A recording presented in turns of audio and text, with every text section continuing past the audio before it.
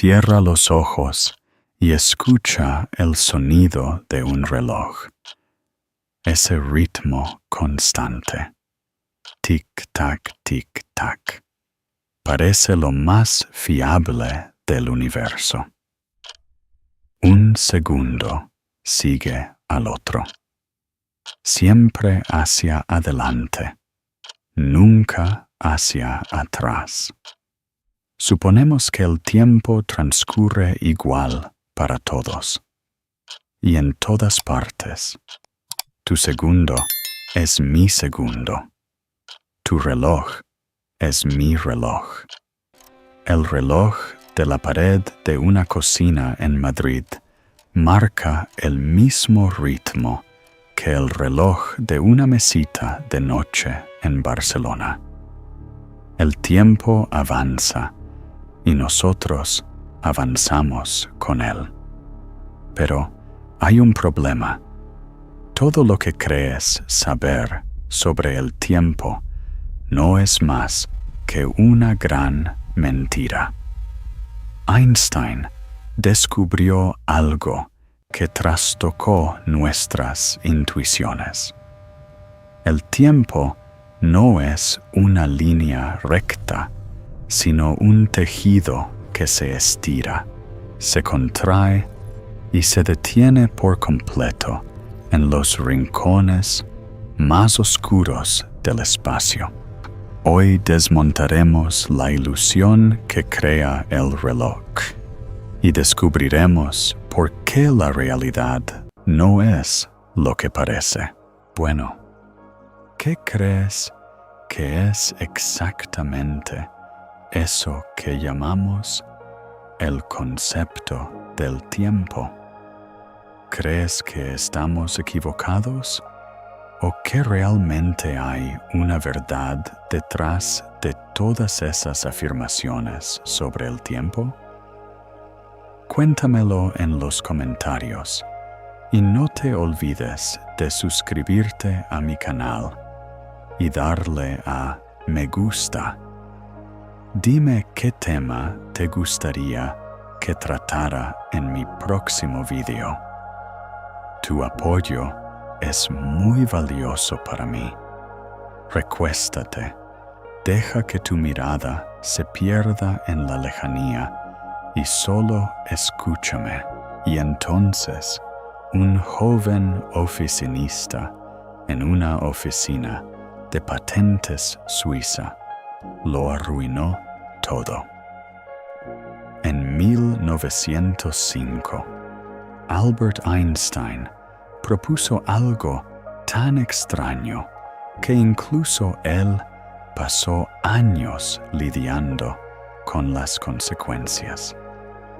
El tiempo, dijo, no es fijo, se dobla.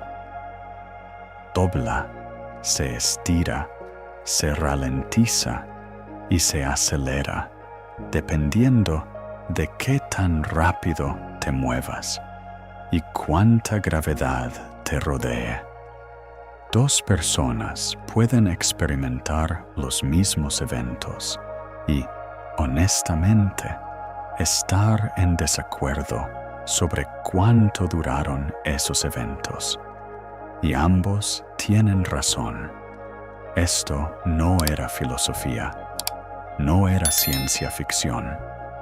Era física respaldada por ecuaciones que desde entonces han sido probadas y confirmadas miles de veces durante más de un siglo. Tu teléfono usa estas correcciones cada vez que calcula tu ubicación. Los satélites en órbita perderían su utilidad en cuestión de minutos, sin tener en cuenta el hecho de que el tiempo allá arriba se mueve a un ritmo ligeramente diferente al tiempo aquí en el suelo. En 1971, dos físicos colocaron relojes atómicos de cesio en aviones comerciales. Los volaron alrededor del mundo y los compararon con relojes que se habían quedado en tierra en el Observatorio Naval de Estados Unidos. Los relojes no estaban de acuerdo, no porque estuvieran rotos, sino porque habían viajado a través del tiempo a diferentes velocidades. La diferencia se midió en nanosegundos, 1000 millonésimas de segundo, pero estaba allí, exactamente como las ecuaciones de Einstein predijeron. Así que cuando alguien pregunta si el viaje en el tiempo es posible, la respuesta podría sorprenderte. No solo es posible, está ocurriendo ahora mismo. Estás envejeciendo a un ritmo fraccionalmente diferente que alguien parado en la cima de una montaña, o alguien a bordo de la Estación Espacial Internacional. Las diferencias son infinitesimalmente pequeñas, medidas en 1000 millonésimas de segundo.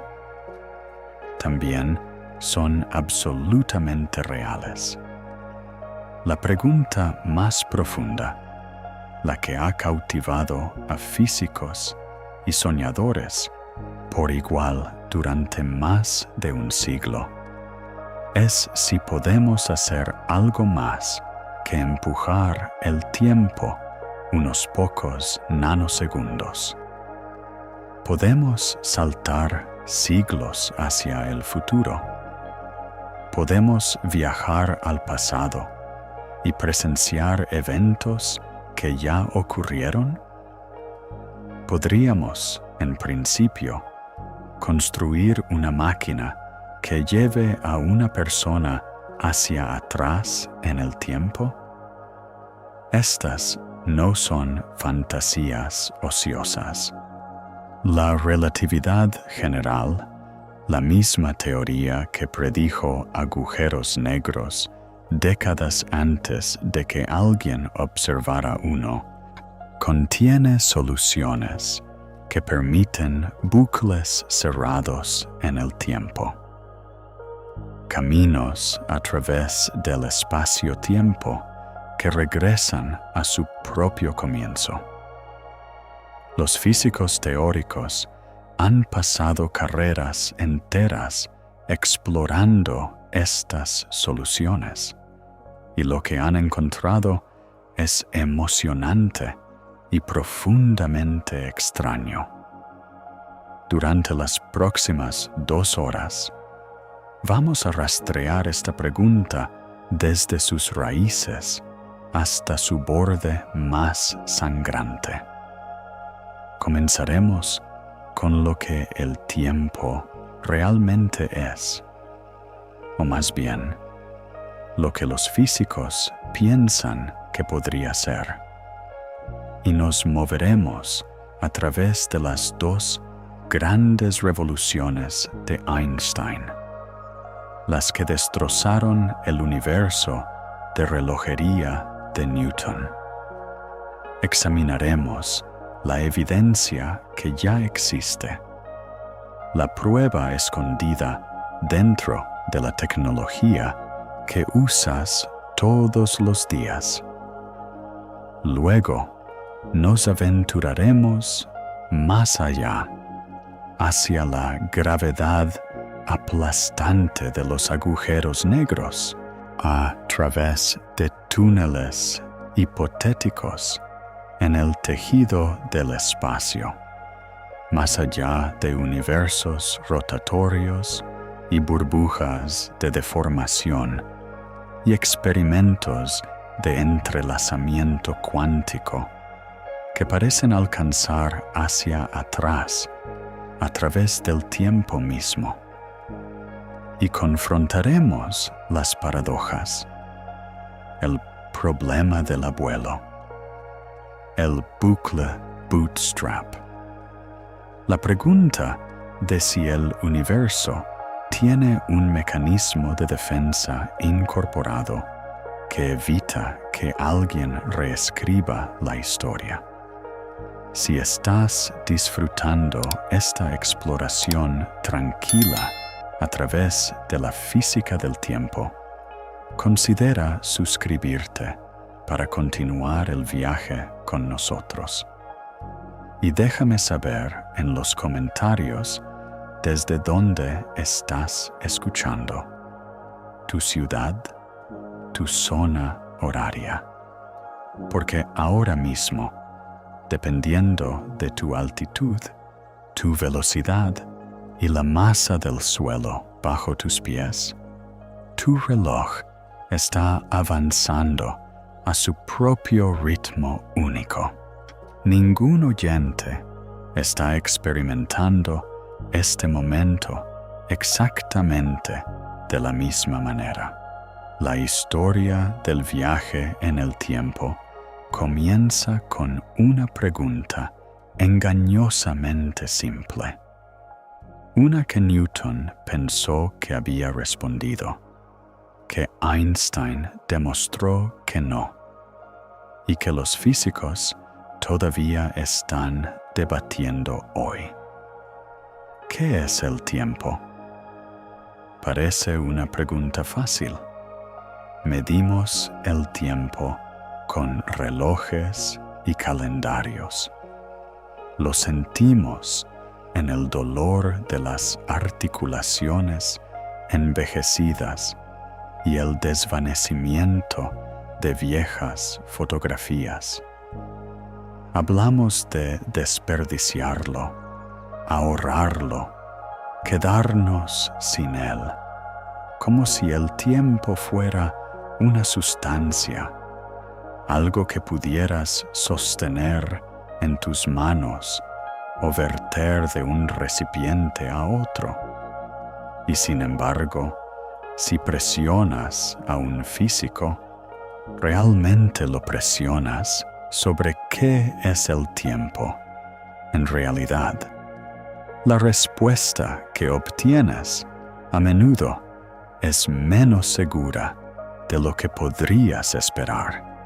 Podemos medir el tiempo con una precisión asombrosa, hasta las vibraciones de átomos que ciclan miles de millones de veces por segundo. Podemos describir cómo se comporta el tiempo bajo condiciones extremas. Lo que no podemos hacer con certeza es decir qué es. Para Isaac Newton, el tiempo era exactamente así de simple. Lo imaginó como una especie de metrónomo cósmico, marcando los segundos con regularidad perfecta en todas partes del universo a la vez. Un segundo en la Tierra era un segundo en Júpiter. Un segundo en tu sala de estar era un segundo en el borde del cosmos observable. El tiempo fluía y nada, ninguna fuerza, ningún movimiento, ninguna masa podía alterar ese flujo. Llamó a esto tiempo absoluto y construyó todo su sistema de mecánica sobre él. La idea funcionó magníficamente. Durante más de 2 siglos, la física newtoniana predijo el movimiento de balas de cañón y cometas con precisión asombrosa. Nadie tenía razones para dudar de que el tiempo fuera universal.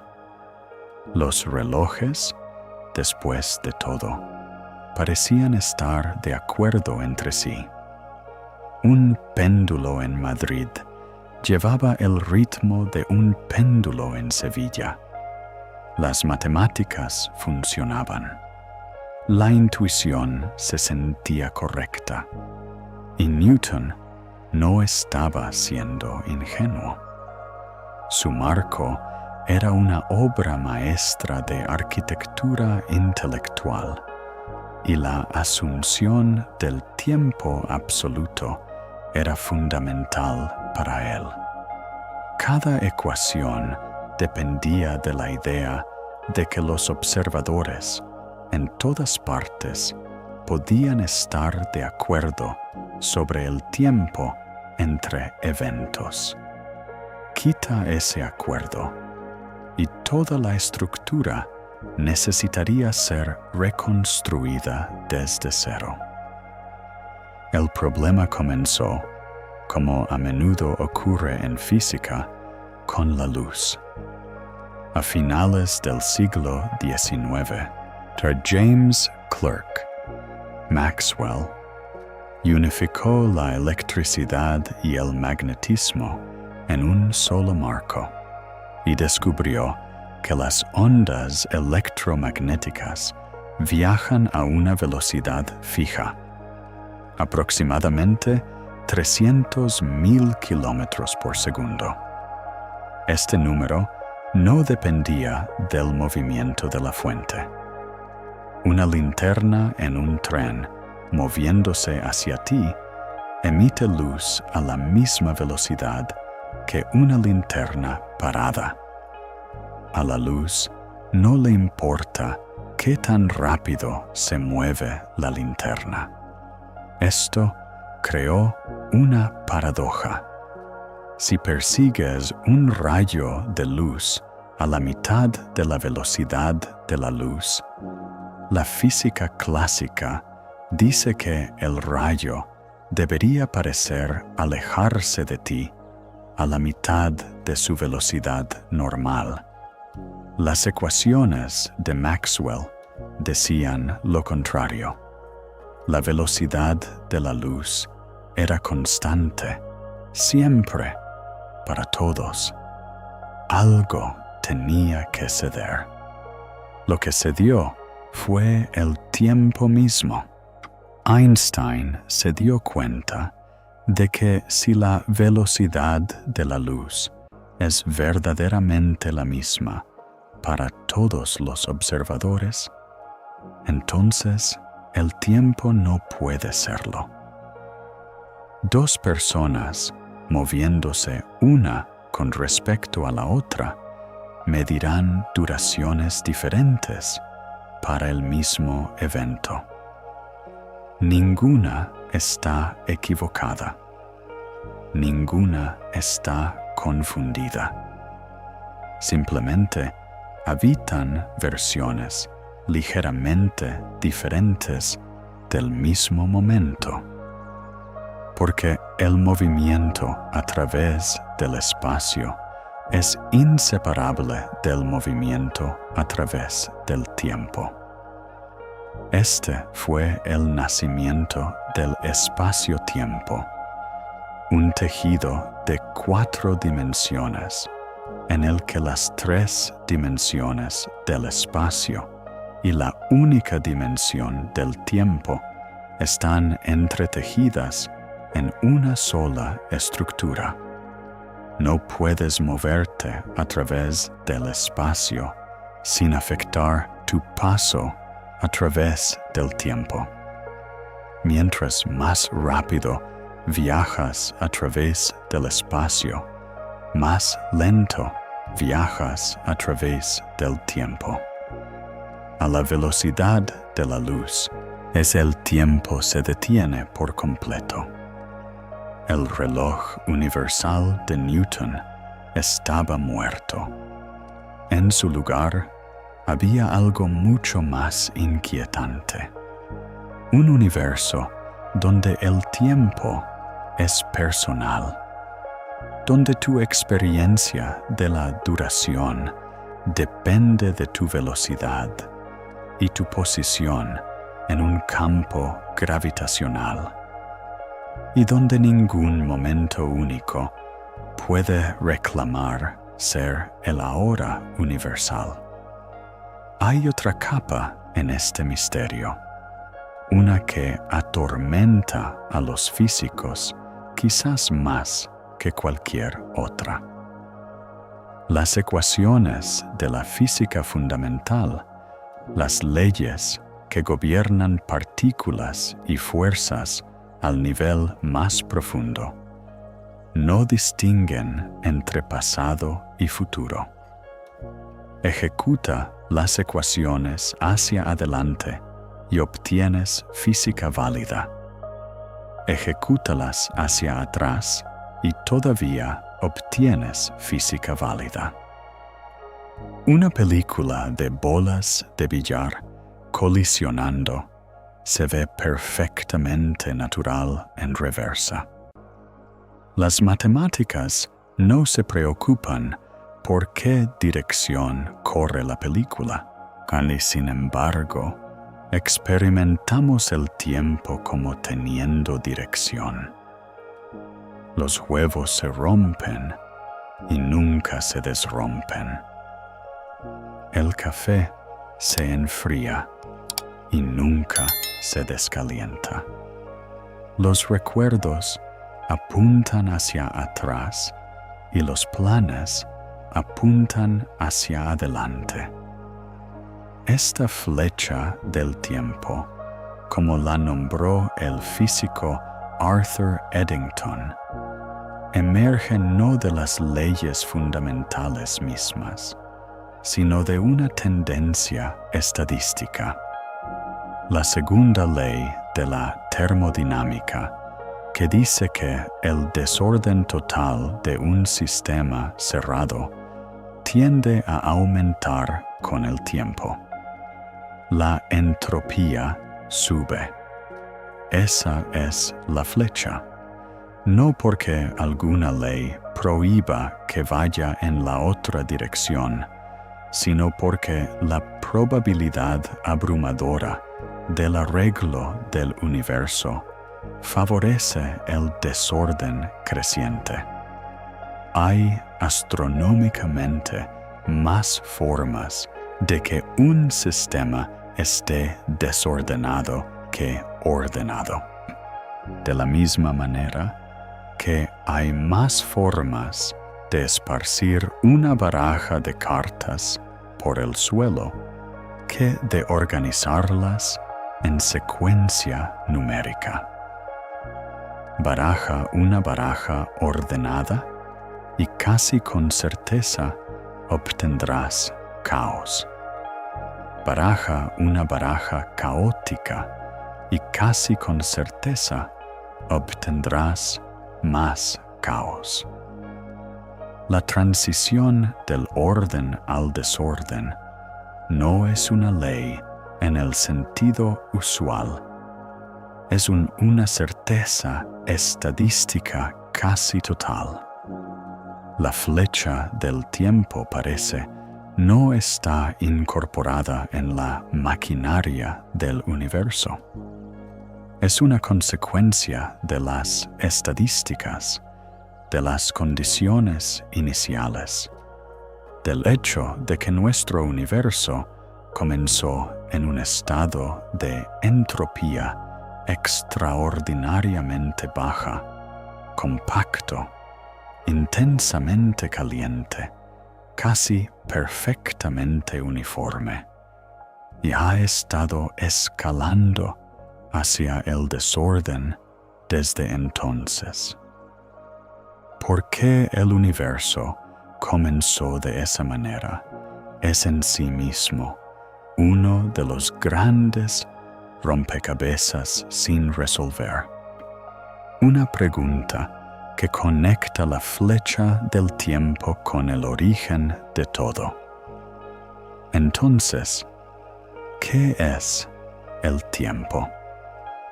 Después de más de un siglo de física relativista y mecánica cuántica, la respuesta honesta es que nadie lo sabe con certeza. puede ser una característica fundamental de la realidad, tejida en las ecuaciones desde el principio. Puede ser emergente, algo que surge de procesos más profundos, de la misma manera que la temperatura surge del movimiento de las moléculas. Algunos físicos argumentan que el tiempo ni siquiera es real en el sentido más profundo, que el flujo aparente del pasado al futuro es un artefacto de nuestra perspectiva limitada como seres atrapados dentro del sistema que estamos tratando de describir. Lo que sí sabemos es que el tiempo no es lo que Newton pensó que era. No es fijo. No es universal, que responde a la velocidad y la gravedad. Tiene una dirección que emerge de la termodinámica en lugar de la ley fundamental. Y su verdadera naturaleza sigue siendo uno de los problemas sin resolver más profundos en toda la física. Einstein nos mostró la primera grieta en el reloj de Newton, y esa grieta abrió una puerta que finalmente lleva a la pregunta del viaje en el tiempo.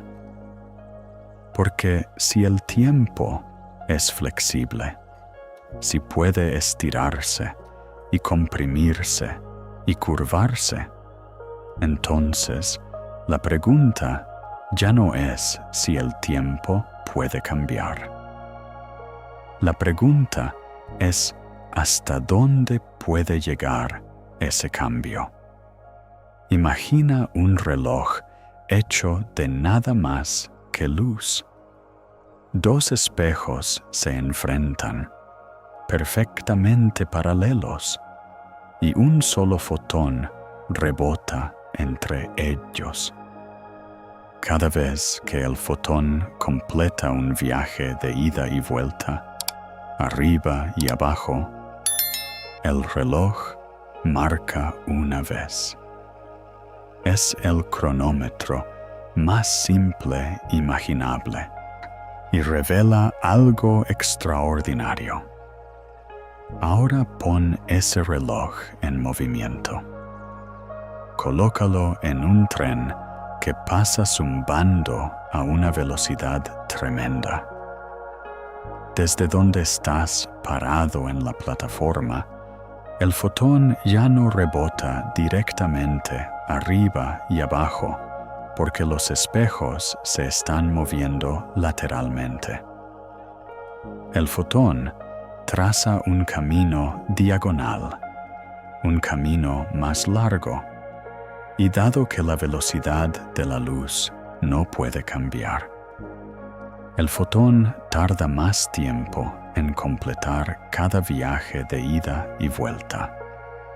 El reloj marca más lento. Esto no es un truco de percepción. El reloj genuinamente marca menos veces para ti de lo que lo hace para alguien viajando junto a él en el tren. Y esto se aplica a cada reloj.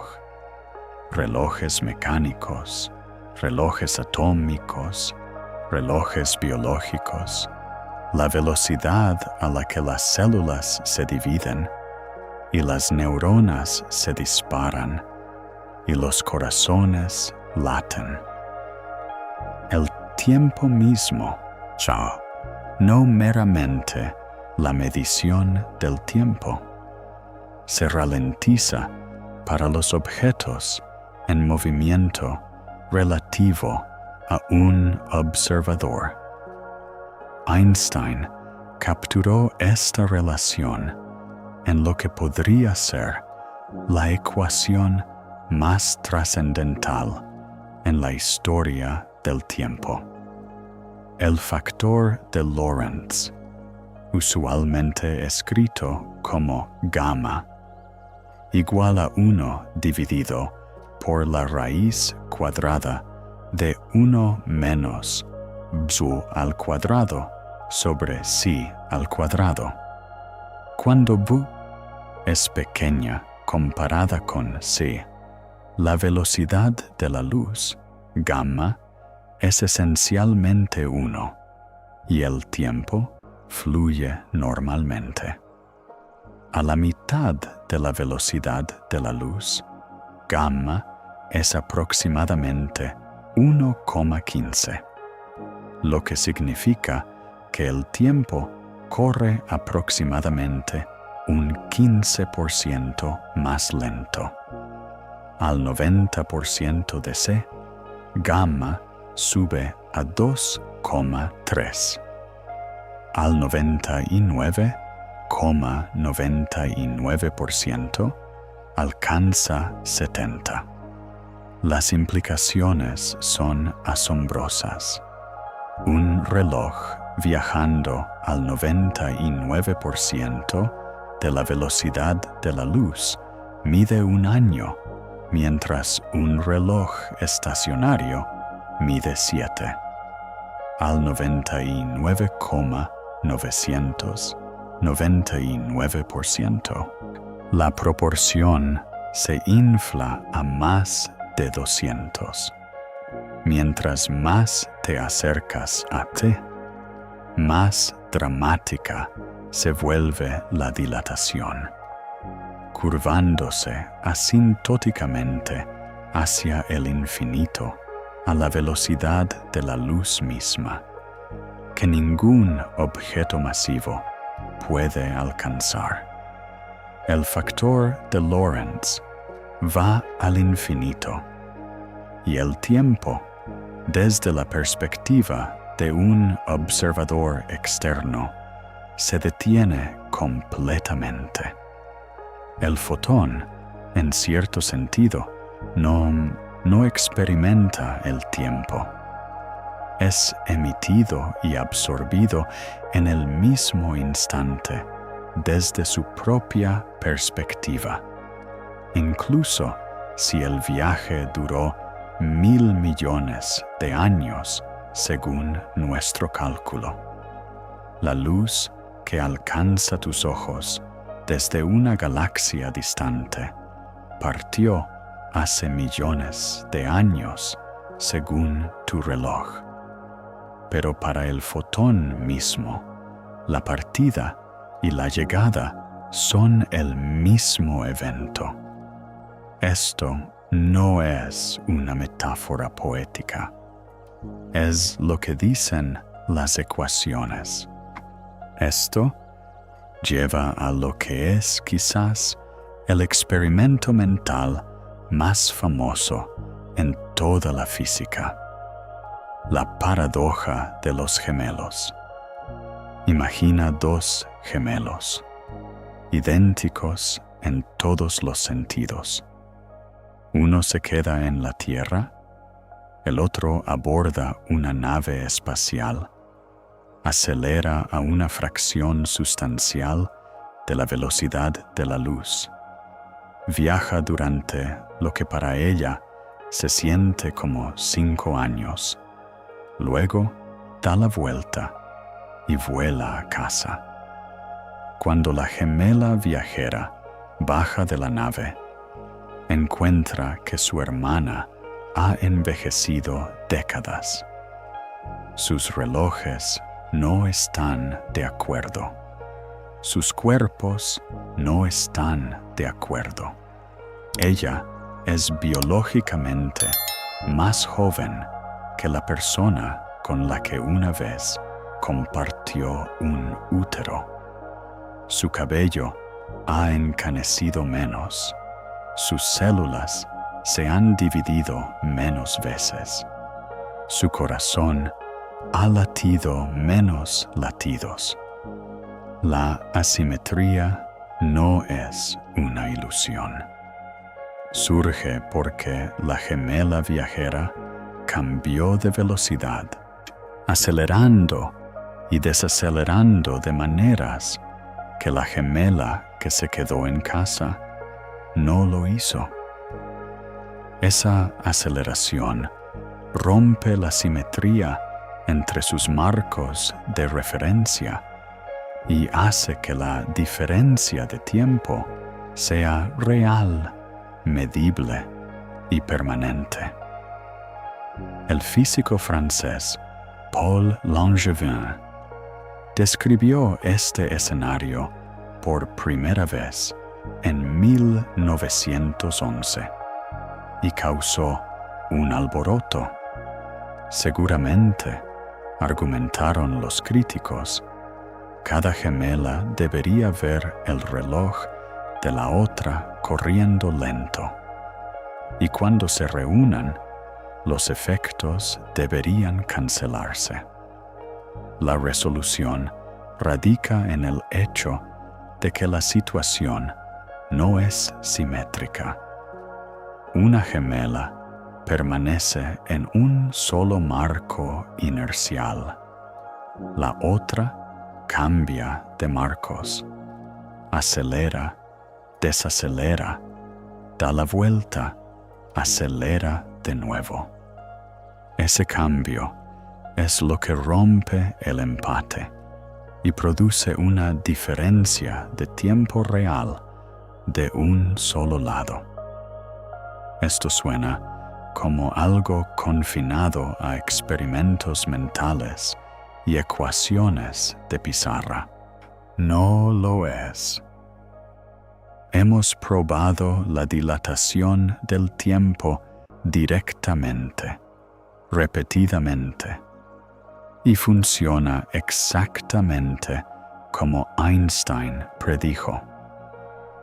En 1971, los físicos Joseph Haffel y Richard Keating cargaron 4 relojes atómicos de cesio en aviones comerciales y los volaron alrededor del mundo, una vez hacia el este, una vez hacia el oeste. Cuando los relojes regresaron, los compararon con relojes de referencia que se habían quedado en tierra en el Observatorio Naval de Estados Unidos. Los relojes que fueron hacia el este habían perdido aproximadamente 59 nanosegundos. Los relojes que fueron hacia el oeste habían ganado aproximadamente 273 nanosegundos. Las diferencias eran diminutas, pero coincidían con las predicciones de la relatividad con una precisión notable. Esos nanosegundos no eran errores, eran el tiempo mismo medido de manera diferente por relojes que habían viajado a través del espacio-tiempo por caminos diferentes. La evidencia se extiende más profundamente. Los aceleradores de partículas producen partículas inestables llamadas muones, primos pesados de los electrones. Decaen con una vida media de aproximadamente 2,2 microsegundos cuando están en reposo. Un muón sentado quieto en un banco de laboratorio desaparecería en un destello, convirtiéndose en un electrón y un par de neutrinos en menos de 3 millonésimas de segundo. A ese ritmo, un muón nacido en la atmósfera superior de una colisión de rayos cósmicos debería desintegrarse mucho antes de llegar al suelo. La distancia es de aproximadamente 15 kilómetros e incluso viajando cerca de la velocidad de la luz. El reloj interno del muón debería agotarse mucho antes de llegar. Y sin embargo, los muones llueven sobre la superficie de la Tierra continuamente. Los detectores a nivel del mar los capturan en números enormes, aproximadamente 10.000 por metro cuadrado por minuto. La explicación es directa. Desde nuestra perspectiva, el reloj del muón está corriendo lento. Su vida útil de 2,2 microsegundos se estira a docenas de microsegundos debido a su velocidad extrema, dándole más que suficiente tiempo para llegar al suelo. Desde la propia perspectiva del muón, vive y muere en los mismos 2,2 microsegundos que siempre lo haría.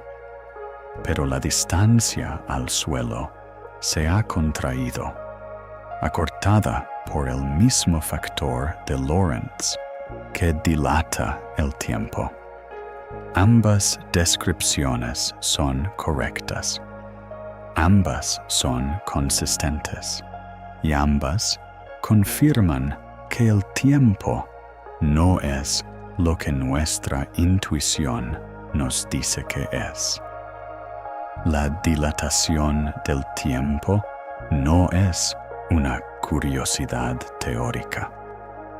Es la razón por la que esas partículas existen a tus pies.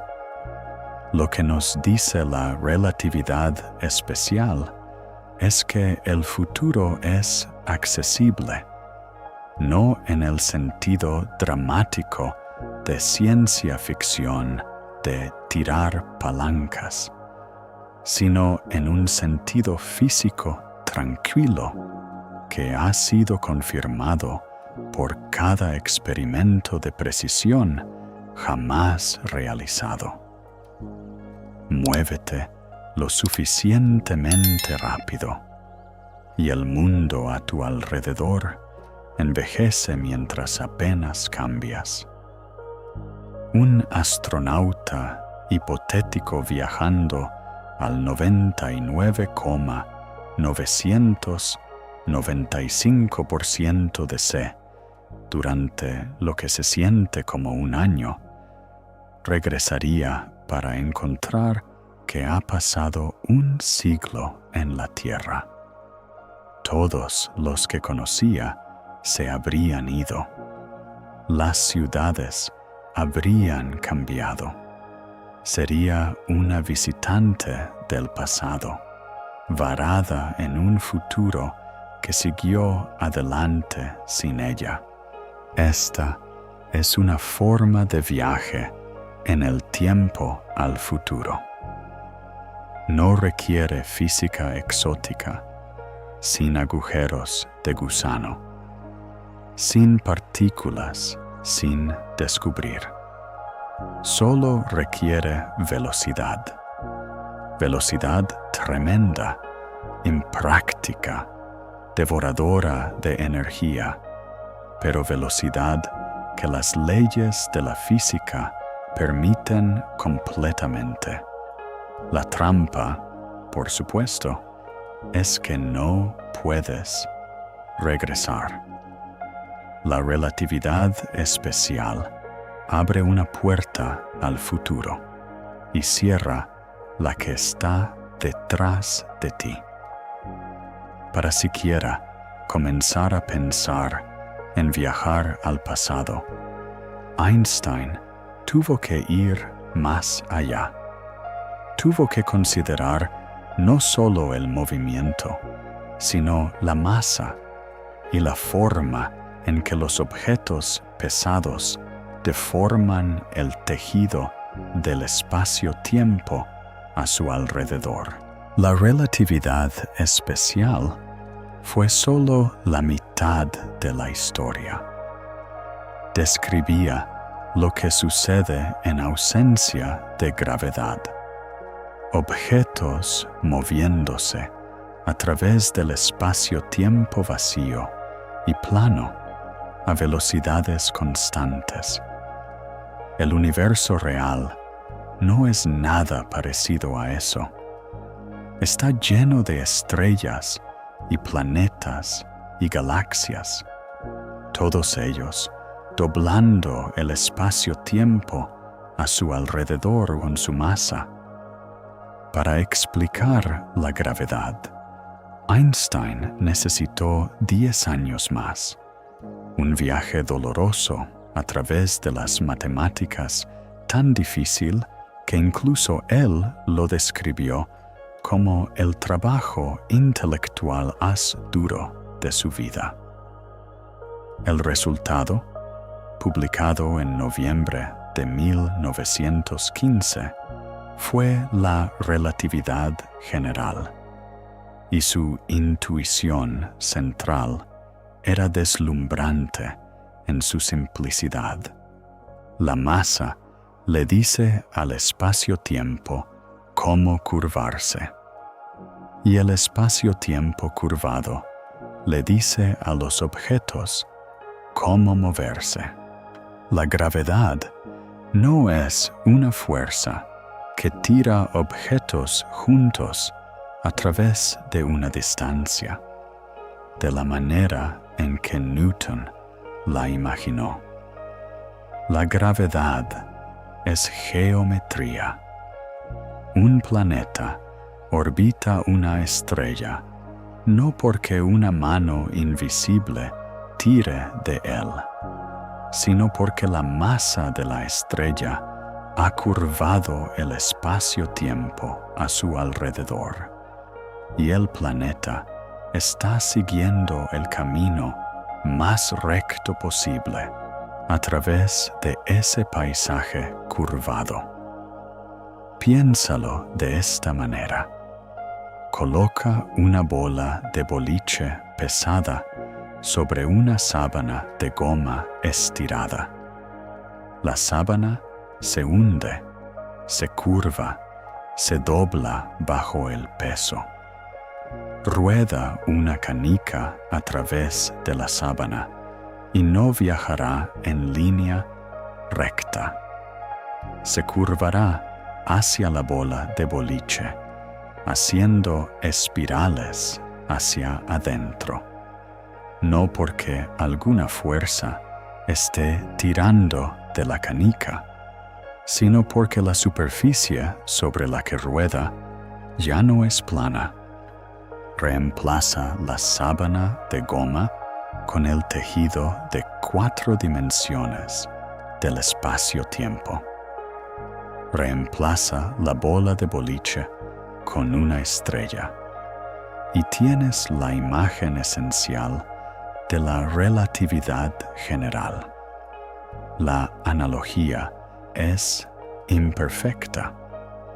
El espacio-tiempo no es una superficie de 2 dimensiones, y la curvatura opera en dimensiones que no podemos visualizar directamente, pero el principio se mantiene. Las consecuencias para el tiempo son profundas.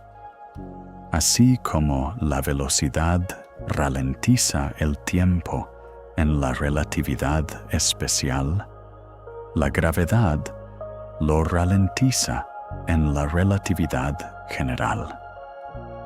Mientras más fuerte es el campo gravitacional, más lento pasa el tiempo. Un reloj en la planta baja de un edificio avanza fraccionalmente más lento que un reloj en el techo, porque el reloj de la planta baja está más cerca del centro de la Tierra, más profundo en su pozo gravitacional. La diferencia es absurdamente pequeña, unas pocas partes en 10 elevado a la 16ª potencia, pero está ahí. Y los instrumentos modernos pueden detectarla. En 1959, los físicos Robert Pound y Glenn Rebka probaron esta predicción usando rayos gamma disparados hacia arriba y hacia abajo de una torre de 22 metros en Harvard. La relatividad general predijo que los rayos gamma que subían contra la gravedad perderían una pequeña cantidad de energía, desplazando su frecuencia hacia el extremo rojo del espectro. El experimento confirmó el desplazamiento con un 10% del valor predicho. Refinamientos posteriores empujaron el acuerdo a mejor el 1%. 5 décadas después, en 2010, investigadores del Instituto Nacional de Estándares y Tecnología midieron la dilatación temporal gravitacional a través de una diferencia de altura de solo un solo metro. Usaron relojes de iones de aluminio tan precisos que podían detectar un cambio de elevación de aproximadamente 30 centímetros. El reloj que estaba más bajo, más cerca de la Tierra, avanzaba mediblemente más lento. Hay una distinción importante entre la dilatación temporal causada por la velocidad y la dilatación temporal causada por la gravedad. Con la velocidad, el efecto es recíproco. Dos observadores en movimiento relativo uniforme, cada uno ve el reloj del otro corriendo lento. Este desacuerdo mutuo es un sello distintivo de la relatividad especial y refleja el hecho de que ningún observador tiene un marco de referencia privilegiado. La dilatación temporal gravitacional es diferente. Es absoluta. Si te paras en la base de una montaña y tu amigo está en la cumbre, ambos están de acuerdo en que tu reloj corre más lento. No hay ambigüedad. No hay simetría de marco de referencia. La persona más profunda en el pozo gravitacional envejece más lentamente. Punto final. Y mientras más fuerte la gravedad, mayor el efecto. Cerca de la superficie de la Tierra, la diferencia es insignificante para la experiencia humana. Unos pocos cientos de nanosegundos durante toda una vida entre alguien que vive a nivel del mar y alguien que vive en los Pirineos, cerca de una estrella de neutrones, donde la masa del Sol está comprimida en una esfera de aproximadamente 20 kilómetros de diámetro y la gravedad es aproximadamente 200,000 millones de veces más fuerte que en la Tierra, el tiempo se ralentiza notablemente. Un reloj en la superficie de una estrella de neutrones avanzaría aproximadamente al 80% de la velocidad de un reloj en el espacio profundo. Vive allí durante una década. Si pudieras sobrevivir a la gravedad aplastante y la radiación abrasadora, y el universo afuera habría envejecido aproximadamente 12,5 años. Cerca del horizonte de eventos de un agujero negro, el efecto se vuelve extremo. El tiempo casi se detiene. Un observador hipotético flotando justo afuera de un agujero negro observaría al resto del universo acelerar a través de su historia. Estrellas encendiéndose y muriendo. Galaxias girando y colisionando. Civilizaciones surgiendo y cayendo, mientras solo minutos pasan en su propio reloj de pulsera. Mientras más cerca flote del horizonte, más dramática se vuelve la dilatación, acercándose al infinito en el borde mismo. La relatividad general dio a los físicos algo que nunca habían tenido antes: un marco en el cual la geometría del espacio-tiempo es dinámica, receptiva, moldeada por la materia y la energía dentro de ella. El espacio-tiempo no es un escenario fijo sobre el cual se desarrolla la física. Es parte de la actuación. Se dobla, ondula, se estira y se comprime. Y en condiciones extremas, cerca de singularidades, en los primeros momentos del universo, a energías que aún no podemos producir, puede hacer cosas que aún no hemos imaginado. Esta flexibilidad es lo que hace que la pregunta del viaje en el tiempo sea genuinamente científica, en lugar de meramente especulativa. Si el espacio-tiempo puede curvarse suavemente, produciendo las pequeñas diferencias de tiempo que medimos con relojes atómicos, entonces, en principio, puede curvarse dramáticamente, produciendo diferencias de tiempo de años, siglos, milenios. Las matemáticas lo permiten. La pregunta es si la naturaleza proporciona o nos permite crear las condiciones necesarias para empujar el espacio-tiempo tan lejos.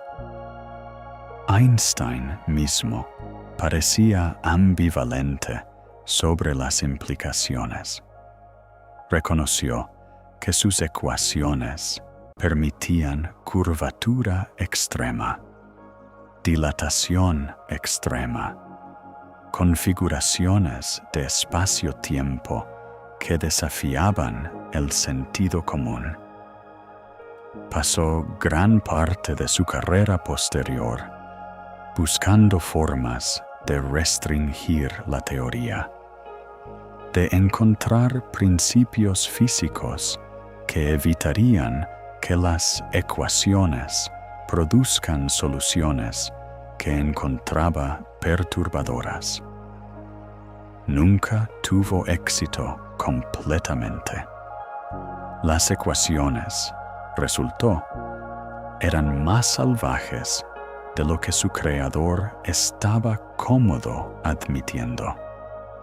Y esa pregunta nos lleva a algún lugar inesperado, porque la prueba más convincente de que la relatividad remodela el tiempo no está encerrada en un laboratorio de física.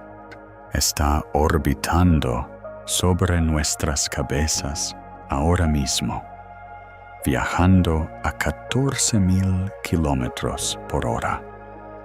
Y es la razón por la que tu teléfono sabe dónde estás. El sistema de posicionamiento global es, entre otras cosas, la demostración más grande y costosa del mundo de que Einstein tenía razón sobre el tiempo. 31 satélites rodean la Tierra a una altitud de aproximadamente 20,200 kilómetros, cada uno llevando relojes atómicos a bordo precisos hasta unos pocos nanosegundos por día. Tu teléfono o navegador de automóvil recibe señales de al menos 4 de estos satélites simultáneamente. Mide las pequeñas diferencias en los tiempos de llegada de la señal y triangula tu posición hasta unos pocos metros. El sistema depende completamente de que esos relojes estén sincronizados con una precisión extraordinaria. Una discrepancia de solo un microsegundo, una millonésima de segundo, corresponde a un error de posicionamiento de aproximadamente 300 metros. A 38 microsegundos, la deriva relativista diaria que se acumula sin corrección, tu GPS estaría desviado por más de 10 kilómetros en 24 horas. Después de una semana, el sistema sería inútil. Después de un mes, te estaría colocando en la ciudad equivocada.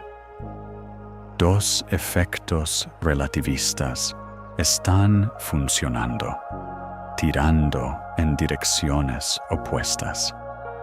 El primero es la dilatación temporal basada en la velocidad de la relatividad especial.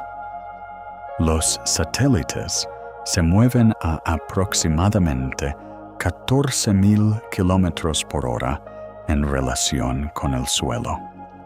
Esto está lejos de ser la velocidad de la luz, pero es lo suficientemente rápido como para que el factor de Lorentz importe.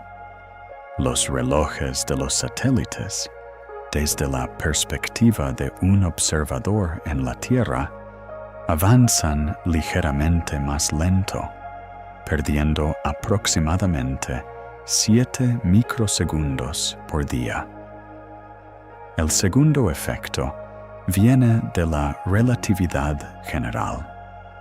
Los satélites orbitan muy por encima de la superficie de la Tierra, donde el campo gravitacional es más débil. Los relojes en gravedad más débil avanzan más rápido. Este efecto gravitacional añade aproximadamente 45 microsegundos por día en la dirección opuesta. Los relojes de los satélites ganan tiempo en relación con los relojes en tierra. ¿El resultado neto? Los relojes de los satélites corren rápido por aproximadamente 38 microsegundos cada día. Sin corrección, esta deriva haría que todo el sistema fuera inoperable en minutos. Los ingenieros que construyeron el GPS entendieron esto desde el principio. Antes del lanzamiento, el estándar de frecuencia en cada satélite se ajusta deliberadamente hacia abajo. En lugar de oscilar a 10,23 MHz, los relojes a bordo se configuran a 10,229.543 MHz. Una corrección tan precisa que explica tanto la ralentización de la velocidad como la aceleración gravitacional, llevando la tasa de avance efectiva al acuerdo con los relojes en tierra. Piensa en eso por un momento. Cada vez que abres una aplicación de mapa en tu teléfono, cada vez que sigues indicaciones giro por giro hacia un restaurante en las Ramblas de Barcelona, cada vez que un conductor de reparto encuentra tu dirección en el barrio de Salamanca, en Madrid, el sistema está compensando silenciosamente el hecho de que el tiempo corre a diferentes ritmos, a diferentes altitudes y diferentes velocidades. Las teorías de Einstein no son abstractas, son infraestructura. Están tejidas en la tecnología que navega ambulancias y guía aviones y coordina transacciones financieras a través de zonas horarias.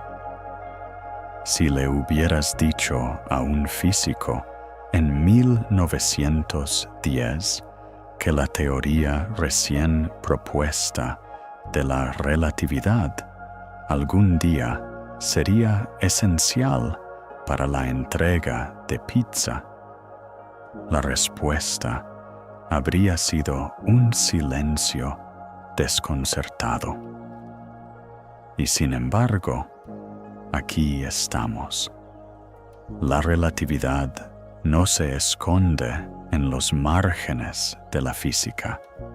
Está sentada en tu bolsillo, actualizando tu ubicación 10 veces por segundo, corrigiendo la curvatura del espacio-tiempo con cada ping. El GPS es el ejemplo más visible, pero está lejos de ser el único. Los aceleradores de partículas alrededor del mundo observan la dilatación temporal cada vez que producen partículas de alta energía. En el Gran Colisionador de Hadrones, cerca de Ginebra, los protones circulan al 99,9999991% de la velocidad de la luz. Sus relojes internos, desde nuestra perspectiva, corren aproximadamente 7,000 veces más lento de lo normal. Las partículas inestables, creadas en colisiones, viven mucho más tiempo en el marco del laboratorio de lo que sus vidas útiles en reposo sugerirían, exactamente como predice la relatividad. Los experimentos en el CERN, Fermilab y Brookhaven han confirmado la dilatación temporal tantas veces, con tantas especies de partículas diferentes y energías, que hace mucho tiempo pasó de predicción a consideración rutinaria de ingeniería. Las comparaciones de relojes atómicos se han vuelto constantemente más precisas a lo largo de las décadas. En 2022, investigadores demostraron relojes de red óptica precisos hasta 1 segundo en 15.000 millones de años, más largo que la edad actual del universo. Con instrumentos como estos, la dilatación temporal gravitacional se vuelve medible a través de diferencias de elevación más pequeñas que la altura de una mesa de cocina. El peso acumulativo de la evidencia es abrumador. Cada satélite en órbita, cada partícula en un acelerador, cada reloj de precisión en cada laboratorio de metrología en la Tierra está de acuerdo. El tiempo no es constante. Está moldeado por el movimiento y la gravedad, tal como Einstein describió hace más de un siglo. Lo que el GPS demuestra tranquila y continuamente es que el viaje en el tiempo hacia adelante es real. Lo estás haciendo ahora mismo. Todos lo están. Los pasajeros a bordo de la Estación Espacial Internacional, dando vueltas alrededor del planeta a casi 28.000 kilómetros por hora, están envejeciendo aproximadamente 0,01 segundos más lento por año que las personas en Tierra.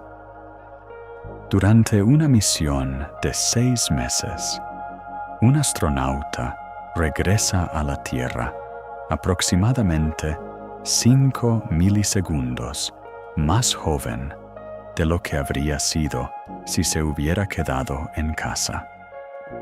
5 milisegundos no es nada en términos humanos. No se mostraría en tu rostro, ni se registraría en un pastel de cumpleaños. Y sin embargo, representa un desplazamiento genuino en el tiempo, una diferencia física real entre la edad del astronauta y la edad de su familia. El cosmonauta ruso Gennady Padalka, quien ha pasado más tiempo en el espacio que cualquier otro humano, 879 días en órbita, ha viajado aproximadamente 0,02 segundos hacia el futuro en relación con el resto de nosotros. Él es, por un margen diminuto, el mayor viajero del tiempo en la historia humana, solo que lo hizo muy, muy lentamente. Aumenta la velocidad o acércate a un objeto suficientemente masivo, y esos milisegundos se convierten en minutos, luego horas, luego años, luego siglos. La física lo permite. La ingeniería está, por ahora, más allá de nosotros. Pero el principio es tan sólido como cualquiera en la ciencia. Llegar al futuro es la parte fácil. Difícil, costosa, demandante de energías que aún no podemos producir, pero permitida, demostrada, probada. La pregunta más difícil, la que mantiene a los físicos teóricos despiertos hasta pasada la medianoche, es la otra dirección. Viajar hacia atrás, alcanzar el pasado. Y para explorar esa posibilidad, necesitamos ir a algún lugar que empuje el espacio-tiempo a su límite absoluto. Necesitamos visitar un agujero negro. Un agujero negro es lo que sucede cuando la gravedad gana completamente. Cuando una estrella masiva agota su combustible nuclear y colapsa bajo su propio peso, la materia puede ser aplastada en una región tan densa, tan deformada, que la velocidad de escape en su superficie excede la velocidad de la luz. Nada, ninguna señal, ninguna partícula, ningún tipo de información puede salir una vez que cruza ese límite. El límite tiene un nombre. Se llama el horizonte de eventos y es el punto de no retorno en el sentido más literal que la física permite.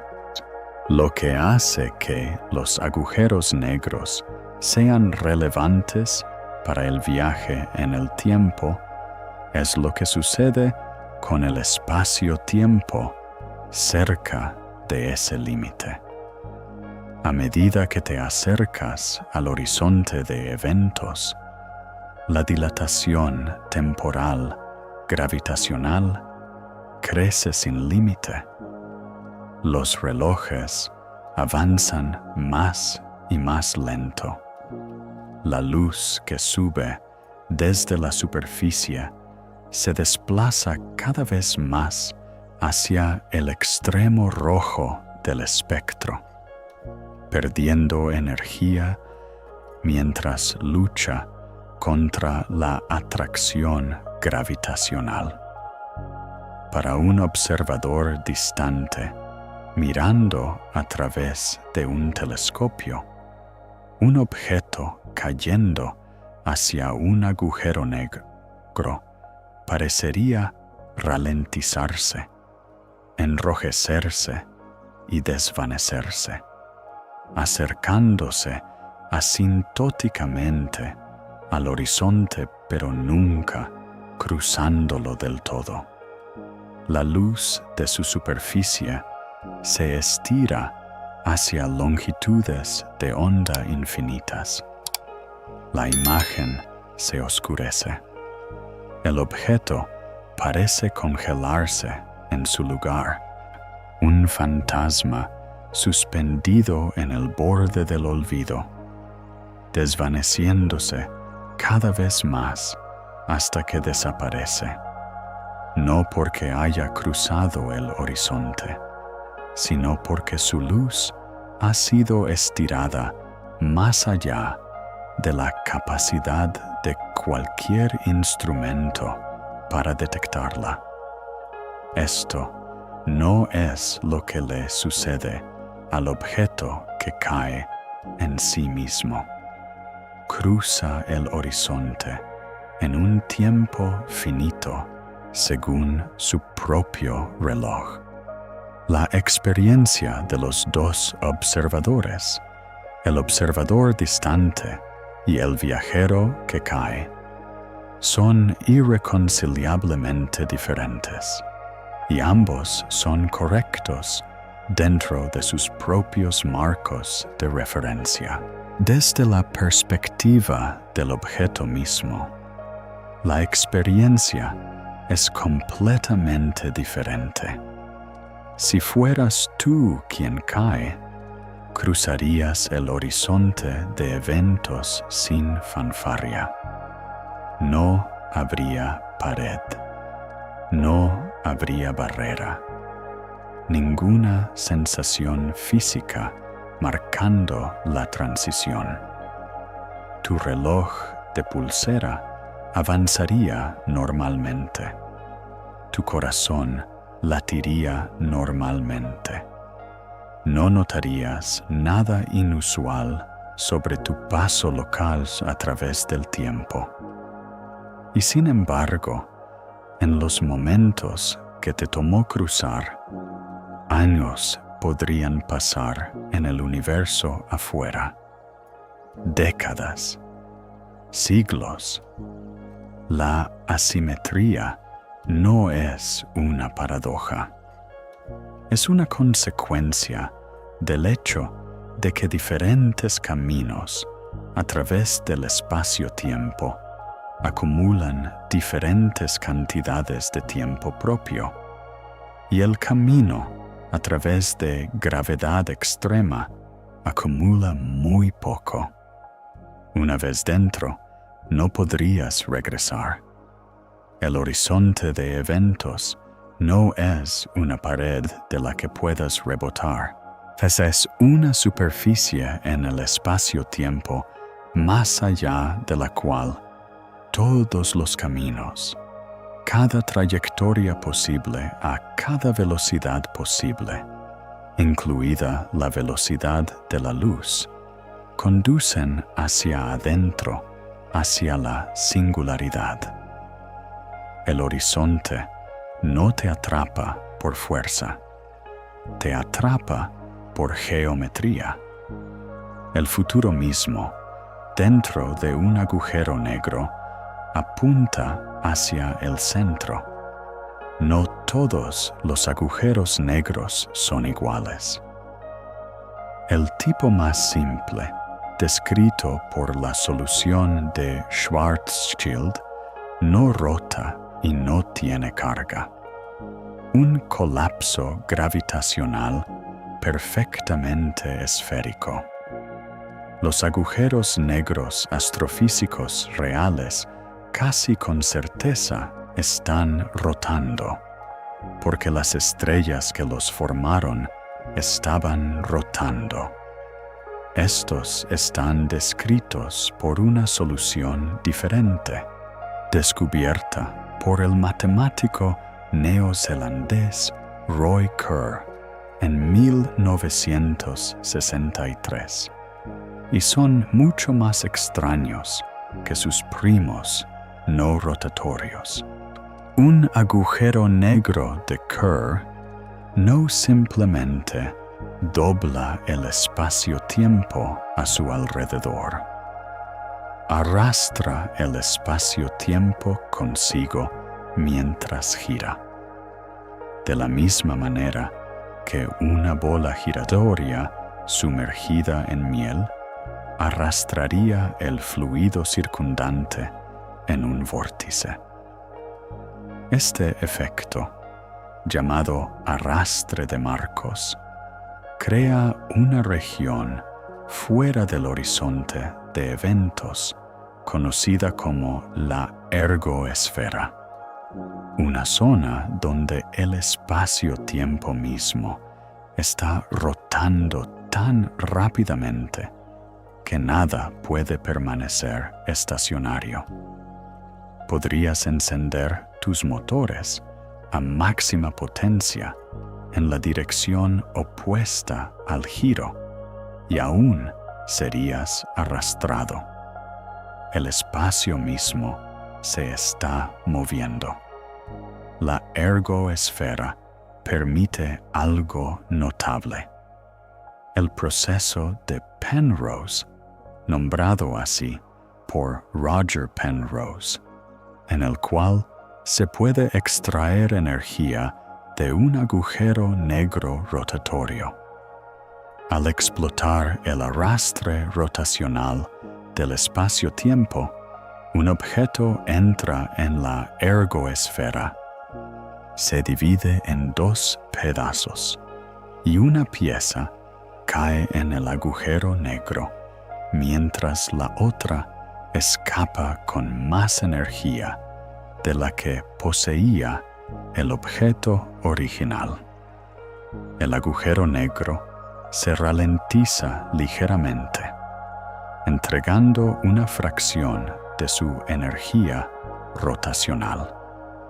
La película Interstellar puso uno de estos agujeros negros rotatorios en pantalla y exploró sus efectos de deformación temporal con un rigor científico inusual. El planeta ficticio Miller orbita justo afuera del horizonte de eventos de Gargantúa, un agujero negro supermasivo girando casi a la velocidad máxima posible. La dilatación temporal gravitacional es extrema. Una hora en la superficie de Miller corresponde a 7 años en la nave espacial en órbita. La física detrás de esta proporción es real, aunque las condiciones requeridas son extraordinarias.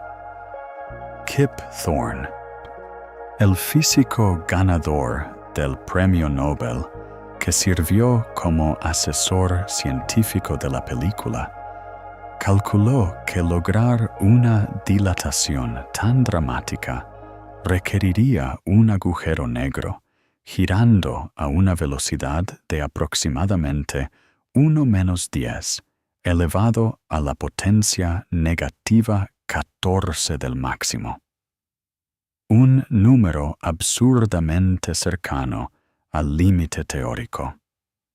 La órbita necesitaría estar peligrosamente cerca del horizonte, enhebrar una aguja de precisión gravitacional.